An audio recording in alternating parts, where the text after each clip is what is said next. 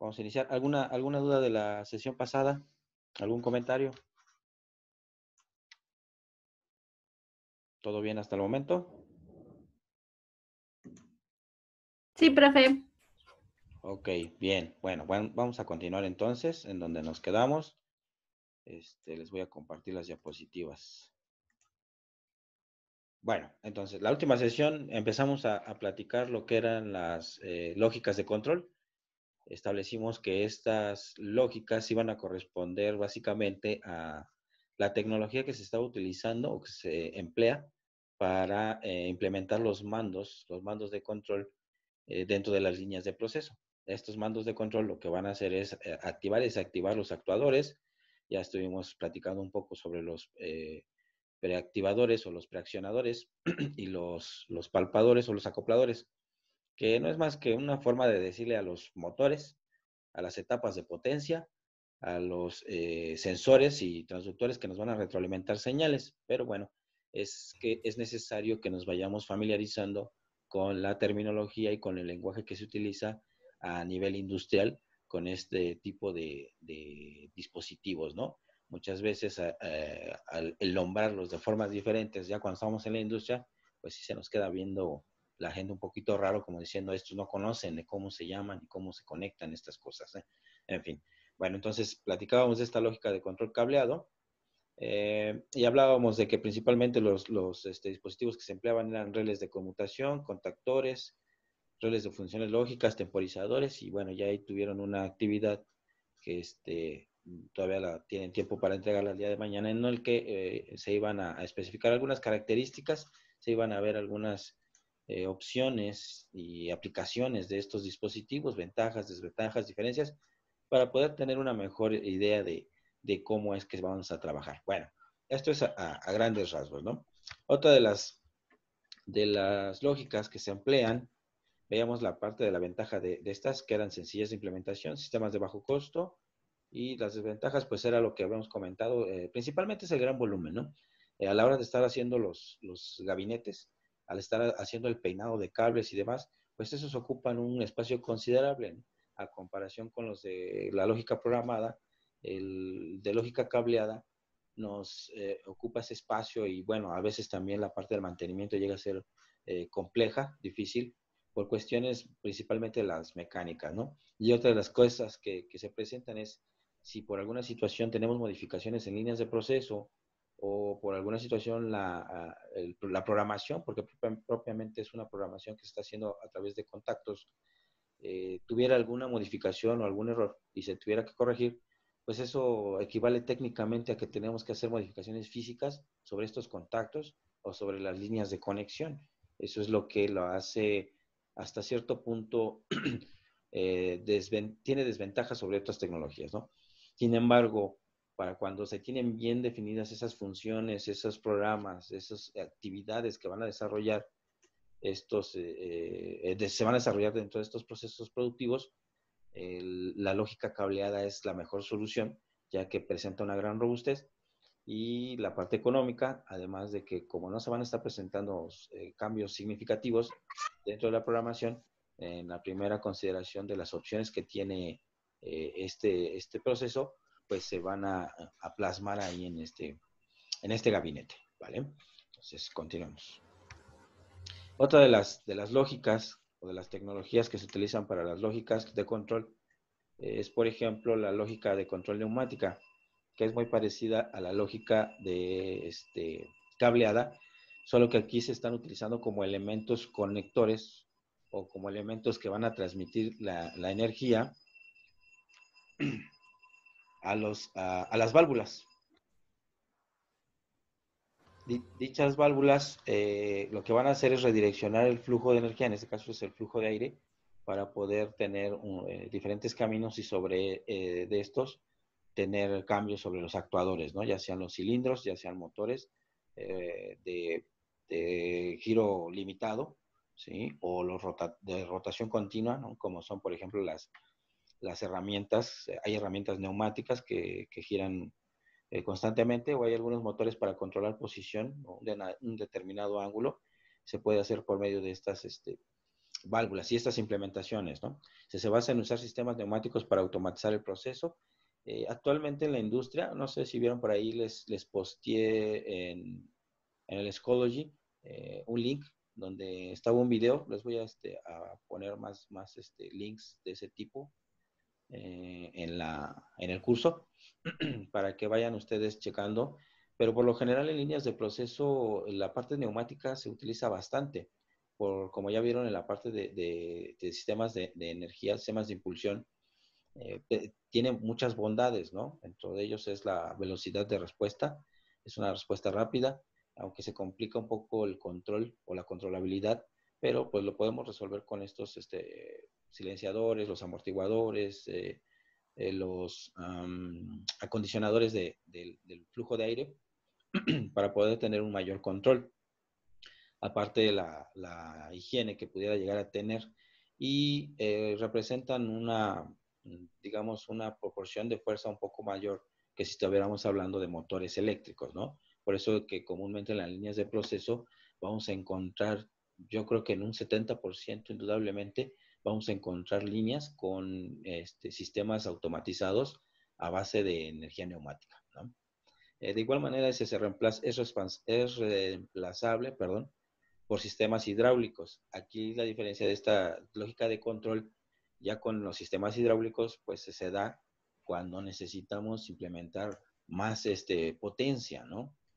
Ya cuando estamos utilizando aquí estos sistemas hidráulicos, requerimos realizar mayor presión, mayor fuerza o mover cargas muchísimo más grandes, por eso es que se emplea Y también lo va a limitar el uso en el tipo de industria que estemos trabajando. Por ejemplo, en la industria siderúrgica es muy común encontrar líneas de proceso automatizadas con energía hidráulica, ¿sí? Pero si estamos hablando de la industria farmacéutica o alimenticia o de transformación de productos de consumo, es muy raro ver este tipo de automatización por la cuestión básicamente y principal de la higiene o la limpieza. Aunque podríamos tener sistemas muy avanzados, se tienen pequeñas filtraciones o se puede correr el riesgo de derrames de estos fluidos y pueden contaminar los productos, por eso es que no se emplean, ¿no? A lo mejor se emplean en el traslado de pallets terminados de los productos para transferencia tal vez a los transportes, a los camiones para su distribución, pero dentro de la línea de proceso de transformación de la materia no se aplica, ¿vale? Entonces, en esta parte de control, la lógica de control les comentaba, como las válvulas, las electroválvulas funcionan exactamente igual que un contacto, es decir, tienen solo dos posiciones, todo o nada, bueno, algunas variaciones, ¿no? Como válvulas 3-5, 2-5, que ya les tocará ver en este cuatrimestre, donde podemos tener desviaciones a diferentes posiciones o diferentes caminos, vamos a llamarlo así, como se pueden apreciar en este esquema en la parte superior. Aquí tenemos esquemas. Este fluido puede tomar diferentes caminos dependiendo de la posición del vástago de esas válvulas, ¿sale?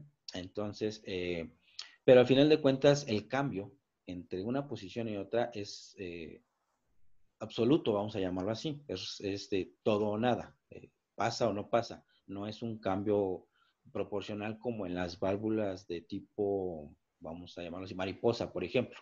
Las válvulas tipo mariposa podemos regular la cantidad de flujo que está pasando por ahí y podríamos determinar que a lo mejor se está accionando con menor fuerza el sistema. Aquí en la lógica de control se utiliza que pasa o no pasa el aire y eso va a ayudar que con algunas compuertas que se pueden hacer con las electroválvulas y válvulas, generar algunos dispositivos de control.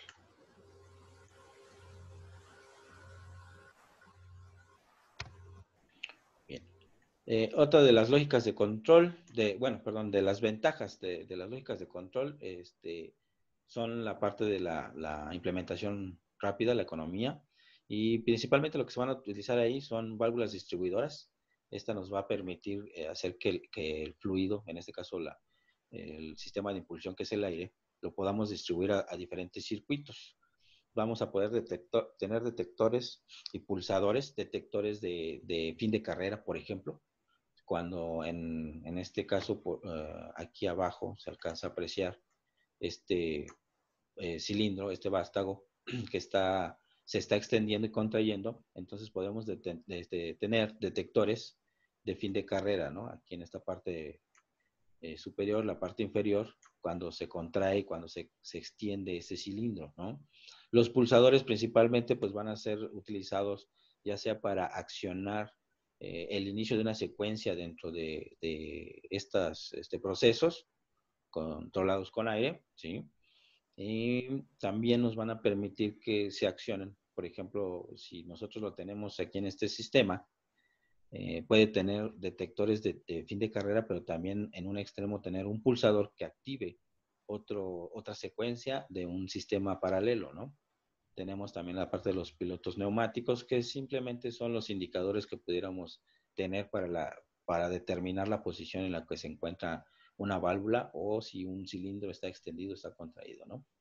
Los cilindros neumáticos propiamente de ellos pueden ser ocupados también para establecer lazos de control, ya que cuando nosotros lo activamos por medio de estos detectores podríamos indicarle al mando que el proceso ya se está efectuando, ¿no? Por eso también se consideran dentro de esta lógica de control.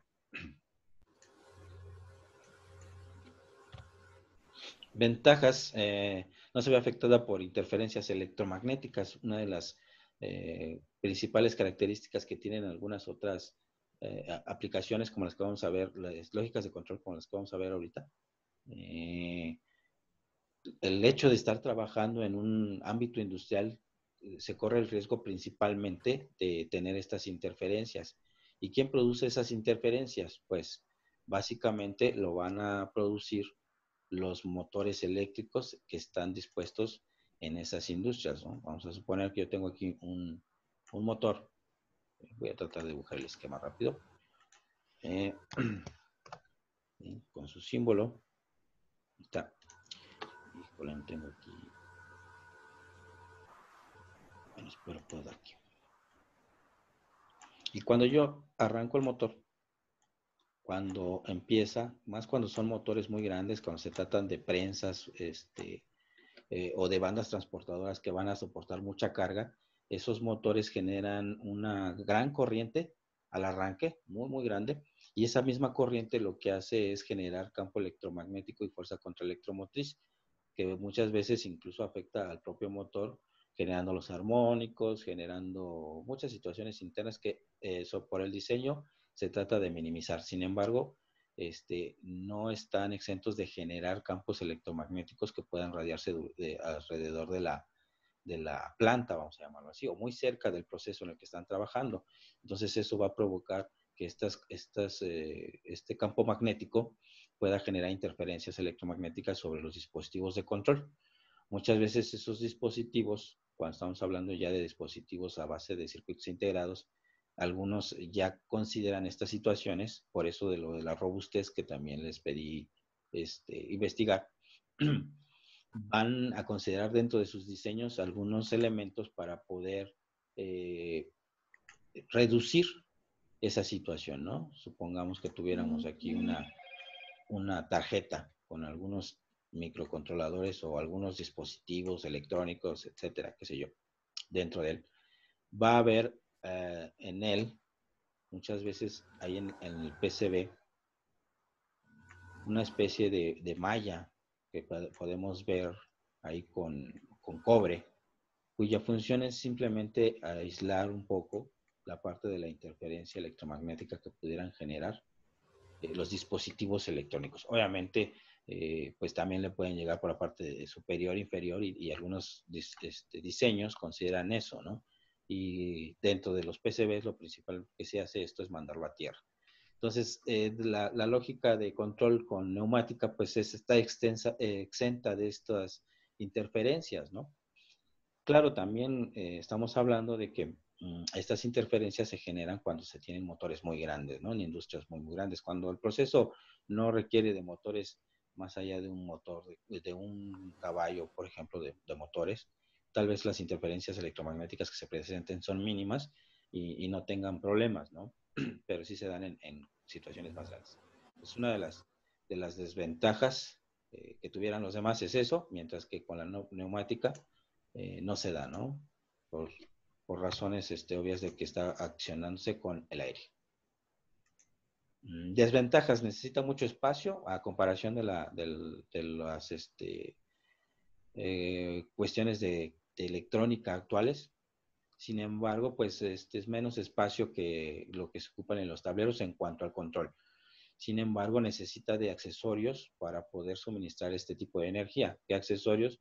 Pues el compresor, el depósito de aire, todos los que van a ser los secadores, los lubricadores, los reguladores, etcétera, y todo eso, pues debe de ir también en la parte de considerado en la parte del control y los tableros correspondientes para poder activar y desactivar esos actuadores. Crea un nivel de ruido muy importante. Desafortunadamente, al estar manejando este tipo de sistemas, de los cilindros y motores, se tiene una liberación de energía y esa liberación, esa energía que se libera pues, es el propio aire. No hay sistemas que puedan recircular el aire y volverlo a comprimir porque de todas formas necesita de una fuerza externa que está desarrollada por el motor y por los émbolos del compresor para poder volver a devolver el aire que está pues en el libre y volverlo a introducir a los depósitos. Entonces, esa liberación de aire lo que está haciendo, pues es generando mucho ruido, ¿no? Entonces, se debe de considerar que este tipo de control, pues no se puede implementar en donde se deben de tener cuidado con esas situaciones del nivel de ruido que se puede desarrollar. La distribución de aire comprimido es más compleja que la distribución eléctrica, ¿sí? Obviamente, con la distribución eléctrica estamos hablando de un motor, pues a lo mejor lo que hay que considerar son el calibre del cable, tal vez canalizar, poner algunas charolas para guiarlo y demás, pero no es tan complejo ni tan costoso como si estuviéramos hablando de una instalación para distribución de aire o distribución de la energía. Y aquí hay dos tipos de distribuciones. Cuando estamos hablando del aire comprimido como fuente, como suministro, o el aire comprimido como control, porque cuando estamos hablando de la distribución como fuente, pues se tiene que hacer toda la obra civil para la instalación de la tubería y que podamos distribuir desde un compresor mucho más grande a diferentes puntos donde se va a tomar esa energía. Sin embargo, cuando estamos hablando de los mandos, estos mandos tienen que distribuir el aire a través de las válvulas y de los contactos, pues por conductos más pequeños y flexibles. Entonces, eso los hace también más costosos y complejos en la instalación.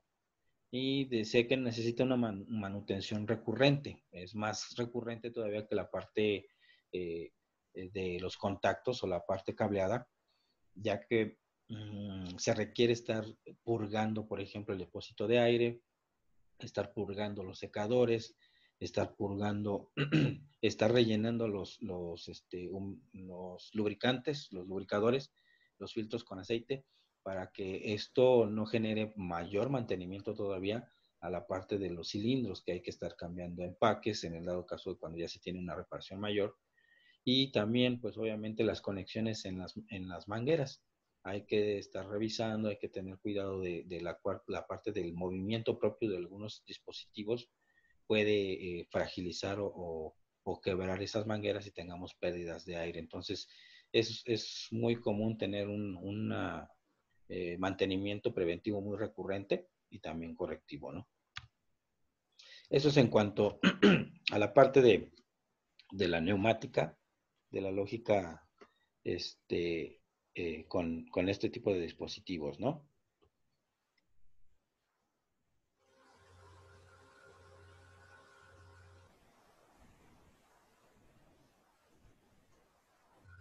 En comparación de las otras que tenemos aquí, tenemos una lógica estática discreta. Denme un segundo.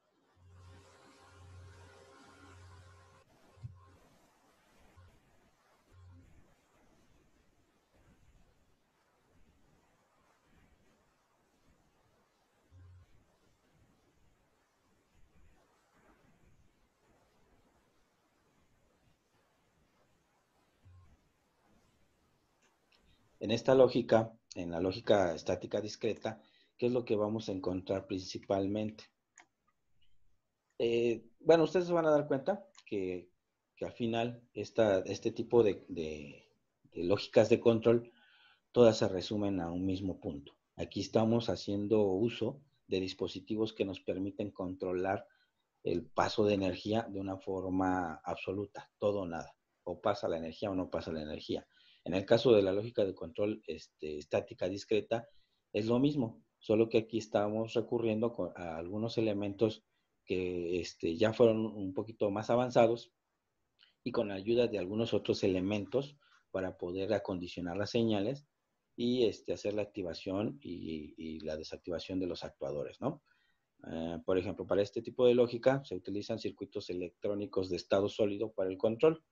¿Qué quiere decir esto? Pues ya la parte de la evolución de lo que eran los diodos, transistores y algunos otros elementos semiconductores, como ustedes ya han manejado. Me imagino que sí han trabajado con la parte de transistores bipolares, ¿verdad? Si los dominan, saben calcular sus resistencias y demás.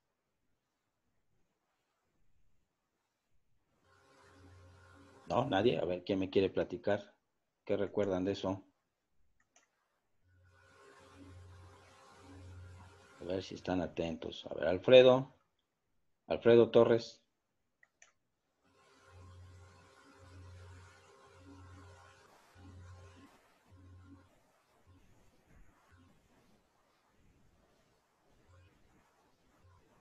¿No? Parece que tiene problemas con el audio. ¿Alguien que quiera comentar sobre los transistores?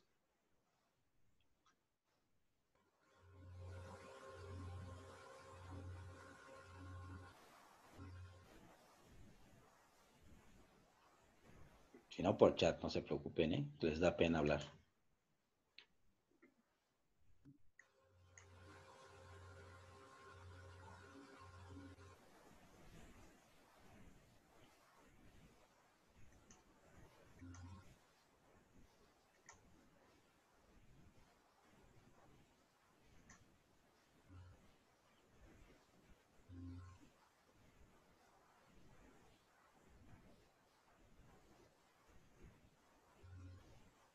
Ok, sí me están comentando aquí en el chat. Recuerda que se tenía que dividir en partes, en el base, colector, el emisor, base, colector, base, emisor, colector, emisor. Sí, efectivamente, son las posibles conexiones que tenemos. ¿Qué más? ¿Qué más? Platíquenme para ver cómo andamos en esta parte.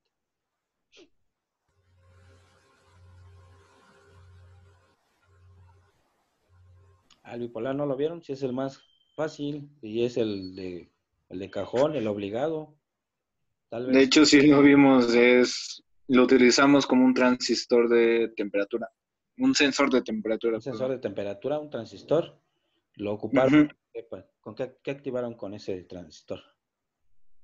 Una bomba hidráulica para un invernadero que hicimos para un proyecto. Ah, ok. Entonces sí lo saben polarizar, saben la parte de base común, colector común, emisor común. Y lo Lo saben vimos bien. Perdón, sí. en teoría, pero no me acuerdo muy bien. Sí, ¿verdad? En teoría debieron haberlo visto, ¿no?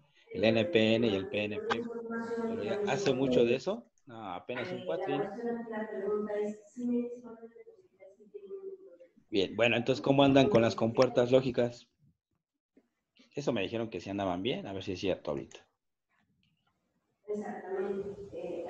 Ok, ya está. El cuatri pasado ya se les olvidó tan rápido. No, hombre, les está afectando bastante con las compuertas todo bien. A ver si es cierto. Bueno, entonces, esta parte de la lógica discreta, perdón, de estática discreta, utiliza estos elementos, como lo pueden ver aquí en esta parte superior, ¿no? Les pongo un esquema así muy sencillo de estos elementos y básicamente esto es una compuerta. Ahorita ustedes me van a decir qué compuerta es.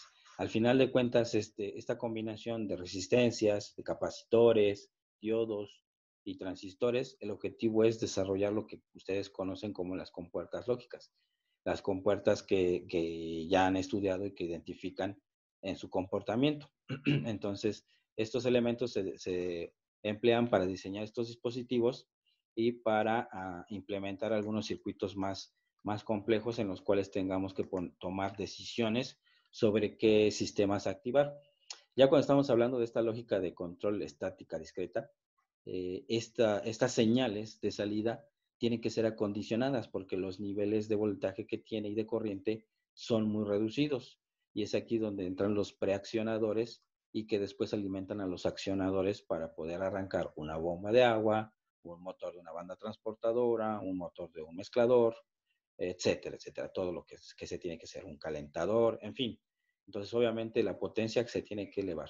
Sin embargo, las señales que consideramos de salida de estos dispositivos, que es el mando, pues nos van a permitir generar lógicas de control, ¿no?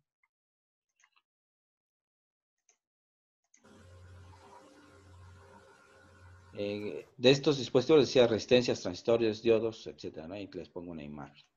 ¿Qué ventajas tiene? Bueno, obviamente la simplificación del montaje de los sistemas lógicos de control. Esto es por la reducción del volumen. A diferencia del uso de las válvulas hidráulicas y neumáticas, pues obviamente ya tenemos una disminución muy, muy considerable al ya no tener incluso relevadores, sino elementos transistores y elementos de estado sólido que nos van a permitir generar estas lógicas, ¿no? Y al reducir este tamaño, pues obviamente vamos a poder integrar más elementos de control en un menor espacio. La desventaja, como les comento, es que necesitamos acondicionar estos niveles de señal, ¿no?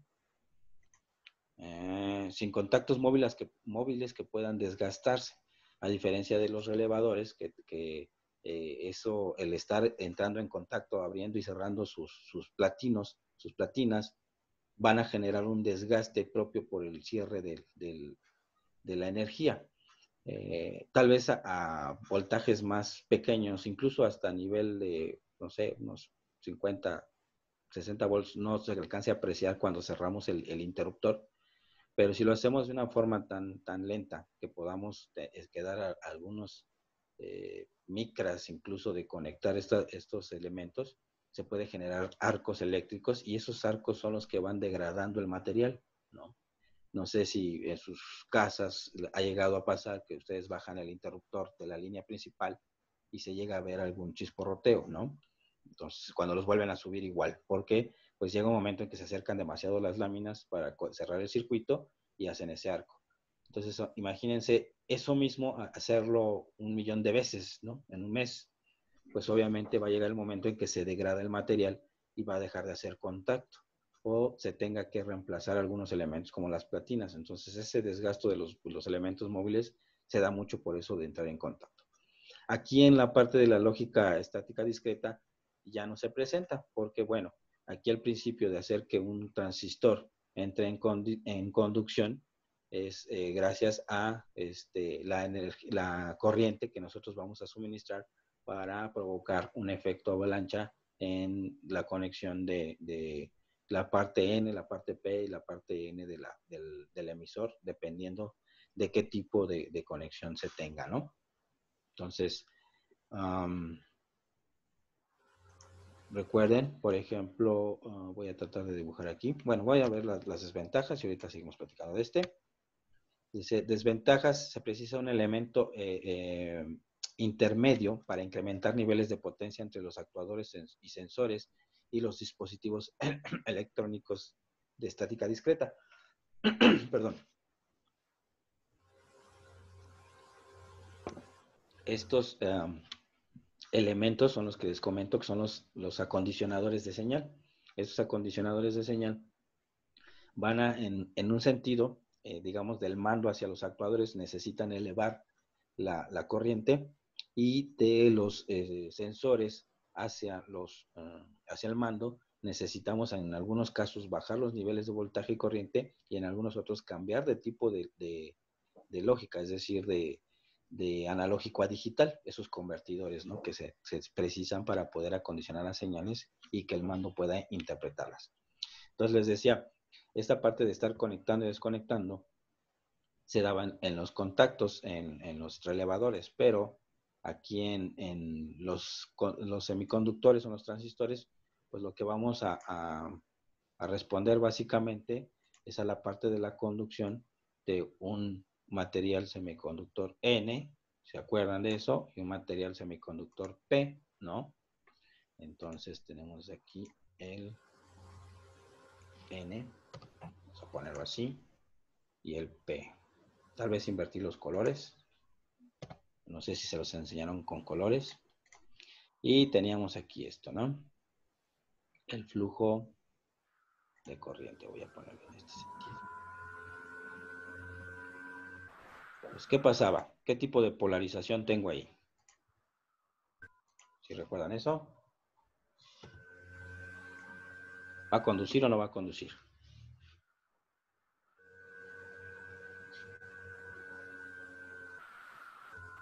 Y sí conduce, perfecto. ¿Por qué?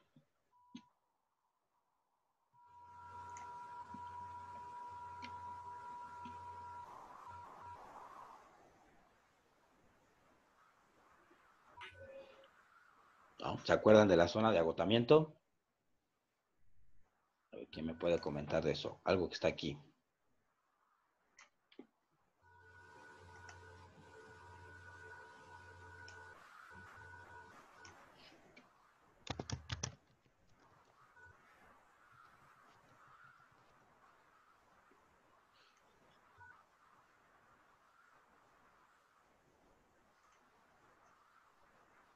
La zona de agotamiento.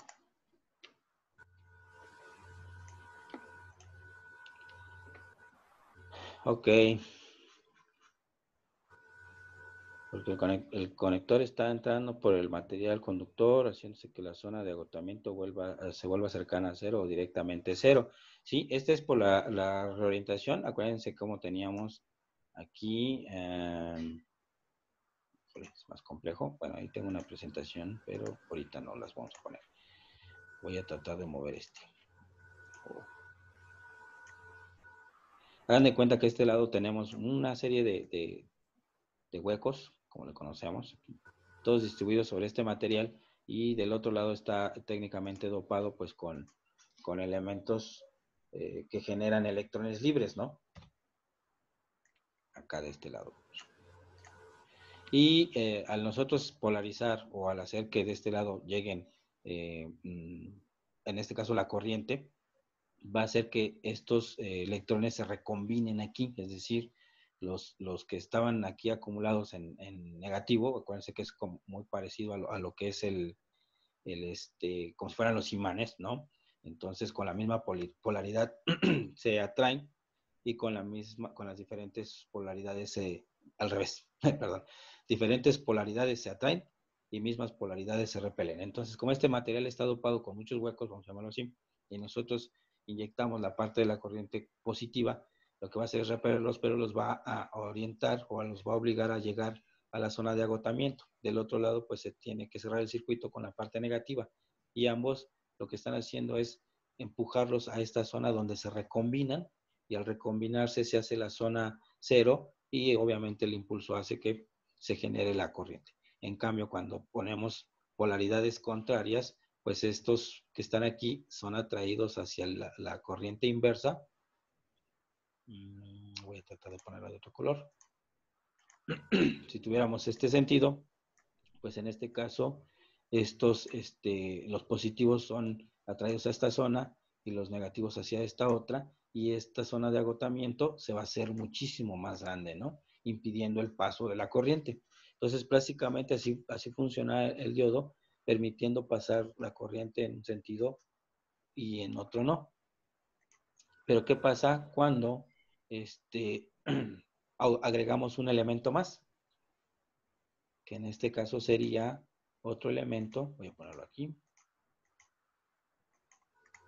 Voy a agregar otro elemento tipo N, ¿no? Y entonces ya tendríamos un transistor NPN.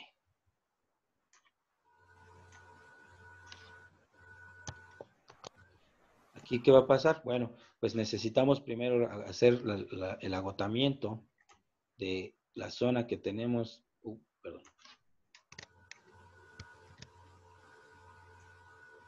La zona que tenemos en esta parte, ¿sí? Y después también el agotamiento en esta otra. Entonces, la forma como se hace esa es inyectando corriente o alimentando esta parte de lo que se conoce como la base, para poder generar que se ejecute un agotamiento en esta zona, circule la corriente en este sentido, ¿sí? Y en el regreso de este lado también se tenga una separación para poder generar una mayor corriente que viene de aquí hacia acá, ¿no? Por ejemplo, dependiendo si es la base, si es el colector y si es el emisor, ¿no? Toda esta parte la vamos a utilizar para determinar una configuración o una polarización de tipo, de tipo interruptor, ¿no? Recuerden que para un transistor bipolar o de doble juntura, tenemos dos formas de polarizarlo. Una es como amplificador y la otra es como interruptor. Entonces, cuando estamos hablando de ocuparlo como la parte de las lógicas de control para el diseño de compuertas, lo vamos a utilizar como interruptor. Y entonces, ahorita vemos un ejemplo muy sencillo de cómo funcionan como compuertas. Déjenme reanudar la sesión porque se acabó el tiempo que tenemos destinado, pero volvemos a entrar con el mismo código, ¿vale?